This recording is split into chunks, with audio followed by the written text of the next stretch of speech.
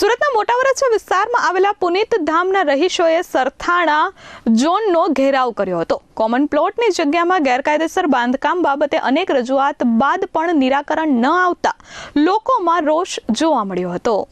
સુરત મહાનગરપાલિકાના સરથાણા ઝોન વિસ્તારમાં આવેલા મોટા વરાછાની પુનિત ધામ સોસાયટીના રહીશોએ સોસાયટીના કોમન પ્લોટ અને આંતરિક રસ્તા પર ભૂમાફિયાઓ દ્વારા કરાયેલા ગેરકાયદેસર બાંધકામ વિરુદ્ધ સરથાણા ઝોન ઓફિસ ખાતે મહિલાઓ અને બાળકો સહિત એકત્રિત થઈને ભારે વિરોધ પ્રદર્શન કર્યું હતું।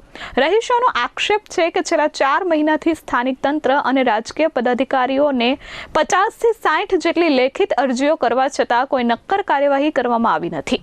આ અન્યાય અને તંત્રની નિષ્ક્રિયતાના સામે ન્યાય મેળવવા માટે કંટાળેલા નાગરિકોએ આખરે ગાંધીજીના 3 વાંદરાના પ્રતીક સાથે કટાક્ષપૂર્ણ વિરોધ નોંધાવ્યો હતો। મારું નામ પિનલ ચોડવડિયા છે। હું પુનિત ધામ સોસાયટીમાં રહું છું। અમે સરથાણા ઝોન ઓફિસ પર આવેલા છીએ। અમારી સોસાયટીમાં CO2 બાંધકામ કરેલું છે। સોસાયટીની હાલવા ચાલવાની જગ્યા છે એ બંધ કરવામાં આવેલી છે અને ત્યાં કોમર્શિયલ બિલ્ડિંગ બનાવવામાં આવી છે। એ મુદ્દો લઈને આવેલા છે। આ 4 મહિનાથી રજૂઆત કરવામાં આવી છે, ઘણી બધી અરજીઓ કરવામાં આવી છે, છતાં પણ કોઈ સાંભળતું નથી।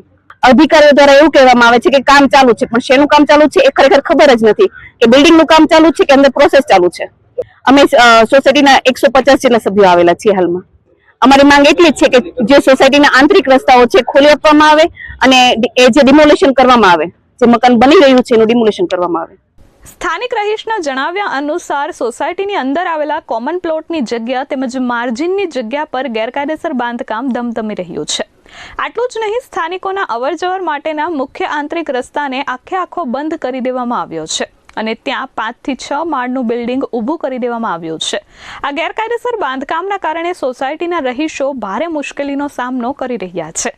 તેમનું હરવા ફરવાનું પણ દુર્લભ બન્યું છે। વિરોધ પ્રદર્શન દરમિયાન રહીશો દ્વારા એક બેનર પ્રદર્શિત કરવામાં આવ્યું હતું, જેમાં ગાંધીજીના 3 વાંદરાઓના ચિત્ર દ્વારા સુરત મહાનગરપાલિકાના અધિકારીઓ પર આકરા પ્રહાર કરવામાં આવ્યા હતા।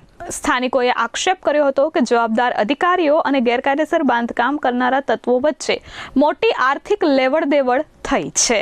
મારું નામ સંજય કાનજીભાઈ ગોરી છે। અમે મોટા વરાછાની પુનિત ધામ સોસાયટીમાંથી આવીએ છીએ।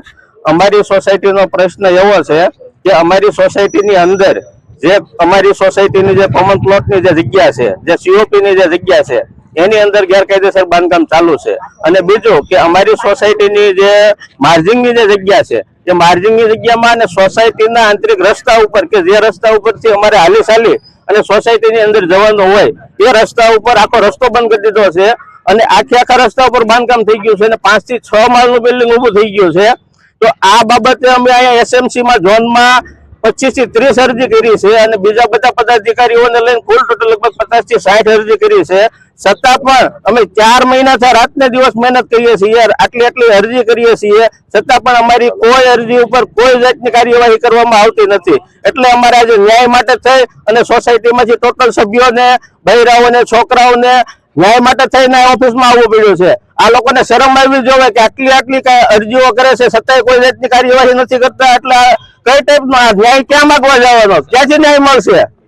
આ બાબતમાં કોઈ રાજકારણમાં કોઈ રજૂઆત કરેલી છે? રાજકારણમાં અમે અમારી સોસાયટીના અમારા વરાછા વિસ્તારના, મોટા વરાછા વિસ્તારના જે કોર્પોરેટરો છે એમને, માયાબેન માવાણી આપણા જે મેયર છે એમને, સંસદ સભ્ય છે એમને, આપણા ધારાસભ્ય છે એમને, ટોટલ રાજકીય જેટલા આગેવાનો છે ટોટલ રાજકીય આગેવાનોને અમે બધાને અરજી આપેલી છે। SMC ના અધિકારીઓ દ્વારા શું જવાબ આપવાનો?